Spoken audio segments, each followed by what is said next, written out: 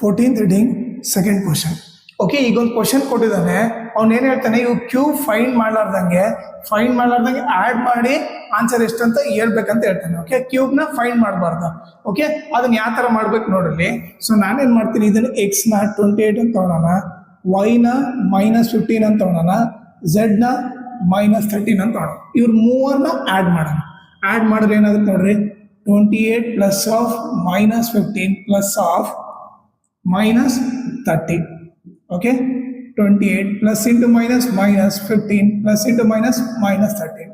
ಈಗ ಇವರಿಬ್ಬರು ಸಾಲ್ವ್ ಮಾಡಿದ್ರೆ ಎಷ್ಟಾಗುತ್ತೆ ಹೇಳ್ರಿ, 2 ಮೈನಸ್ ಇದ್ದ ಮೈನಸ್ ಏನಕ್ಕೆ ಆ್ಯಡ್ ಮಾಡ್ತೀನಿ. 15 ಪ್ಲಸ್ 13 ಏನು 28. 28 ಅಲ್ಲಿ 28 ಹೋದ್ರೆ 0. ಈಗ ಇವ್ರು ಮೂವರು ಆ್ಯಡ್ ಮಾಡಿದ್ರೆ 0 ಬರ್ತಿದೆ ತಾನೆ. ಸೊ ನಾವೇನು ಬರಿತೀವಿ, since x plus y plus z is equal to 0. ಈ ಥರ ಇದ್ದಾಗ ಒಂದು ಶಾರ್ಟ್ಕಟ್ ಫಾರ್ಮ್ಲ ಏನಿದೆ, x³ plus y³ plus z³ ಬಂದ್ಬಿಟ್ಟು 3xyz ಅಂತ ಒಂದು ಫಾರ್ಮುಲಾ ಇದೆ. ಓಕೆನಾ. ಸೊ ಅದನ್ನ ಈಗ ಸಬ್ಸ್ಟಿಟ್ಯೂಟ್ ಮಾಡೋಣ. ಎಕ್ಸ್ ಇದ್ದಲ್ಲಿ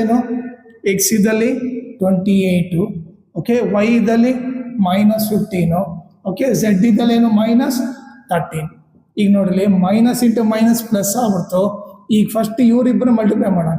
3 8 ಜಾ 24, 3 2 ಜಾ 6, 6 ಪ್ಲಸ್ 2 8 ಆಯಿತು. ಇಲ್ಲಿ already minus into minus plus ಬರೋದ್ರಿಂದ ನಾನು ಬರೀ 15 ಇಂಟು 13 ಅಂತ ಬರಿತೀನಿ. ಓಕೆ, ಈಗ ಇವರಿಬ್ಬರು ಮಲ್ಟಿಪ್ಲೈ ಮಾಡೋಣ. 15 4 ಜಾ 60, 15 8 ಜಾ ಎಷ್ಟು 120, 126 ಆಯಿತು ಇಂಟು 13.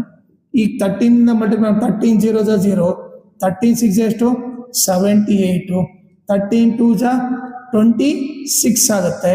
26 ಪ್ಲಸ್ 7 ಏನಾಗುತ್ತೆ 26, 33 ಆಗುತ್ತೆ.